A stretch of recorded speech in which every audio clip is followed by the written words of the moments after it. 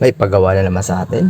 At wala talagang magawa ang pambansang batugan. At sinasabi nila talaga mukhang batugan. Ito. Install ng LCD. Then, ito naman is change ng LCD. Realme 7. Then, ipapakita ko lang din yung video tutorial nito. Yung how to replace new LCD ng Realme 7. Yan ang tray-bar ng pambansang batugan. Then, remove ko muna yung mga tape nya. Sumbuha. Wow naman! Wow! Wow! Remove natin muna lahat yan. Alright. Then next, yung back cover. Yung back cover, hindi naman na ganong to. Nakadikit yung back cover. Galing ha? Kaya iangat ko na lang din siya. Dahan-dahan lang din. Then need lang din i-remove yung mga screw. All screw yan. I-remove lang natin. Kaya kung meron kayo mga ganitong tools. Mura lang yan. 50, 100. Magandang klase lang. One set.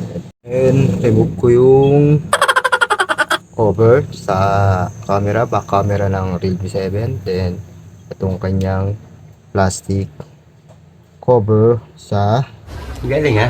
hindi na. Yun na yan. Dito lang tayo sa baba. Remove muna natin yung fingerprint ng Realme 7 para iwas sira or Wow naman! maputol. Wow! Then yung kanyang middle frame kailangan ko rin i-remove using my Tandaan natin i-remove para makita ninyo. Galing ha? Alright.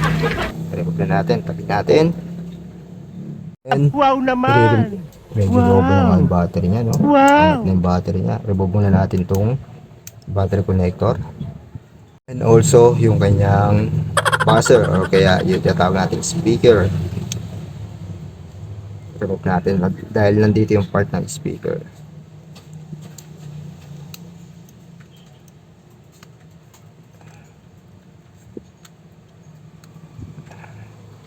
Yun.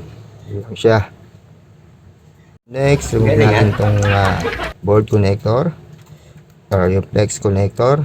Daan-daan lang sa lahat nagtatanggal at nagpapalit ito. Ingatan nyo yung mga board connector. Napakalaga po yan. Then, remove natin yung battery. Yung battery naman. Wow naman! Para mahal natin yung Wow! Wow! yung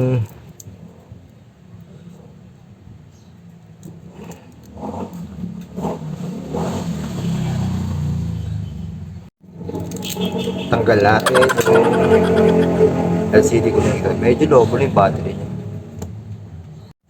Remove lang natin to. Ingatan nyo lagi always always reminder. Yan, yung board connector. Galing ha? Minsan kasi sobrang bilis natatanggal yung board connector. At kapag medyo low po yung battery or kaya medyo kulubot, kailangan lang ninyo ng bigyan ng isang therapy gamit ang bote, isang bote Galing ha? para lumapat yan at bumalik sa maayos na kondisyon. Ito na ngayon yung bagong LCD ng Redmi 7.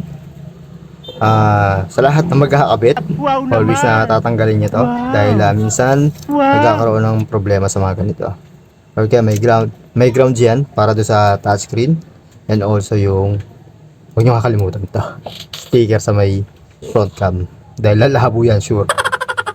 And yung pagsalpak naman, syempre yung how to install LCD screen ng Redmi 7. Hindi po siya Redmi 7 Pro. Very simple lang. Sa lahat ng mag-i-install, kailangan ingatan nyo to. Yung board connector, napakalaga po niya. Siyempre yung connector nito. Galing ha? Huwag yung ganong panggigigilan. Dapat soft lang. Then, yung paglagay ng battery, ingatan din niyo itong charging flex connector or kaya yung ribbon on charging.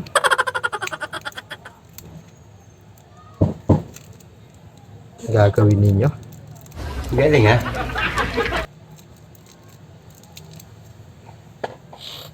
Then yung pagkabit.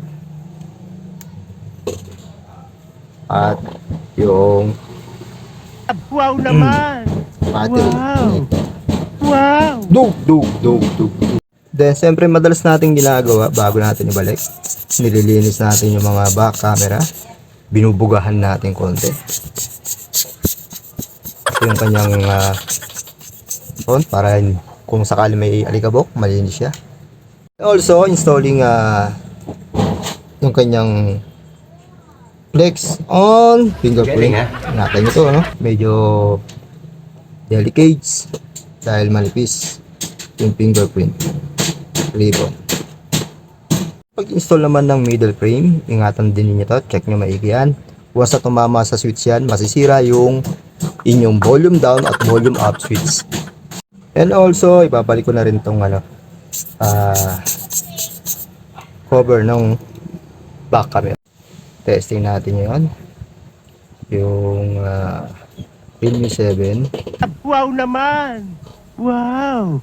Goods na siya. Wow! Yung keyboard, testing natin yung keyboard. Goods na rin. Contact. Mga testing din nyo kailangan. Alright.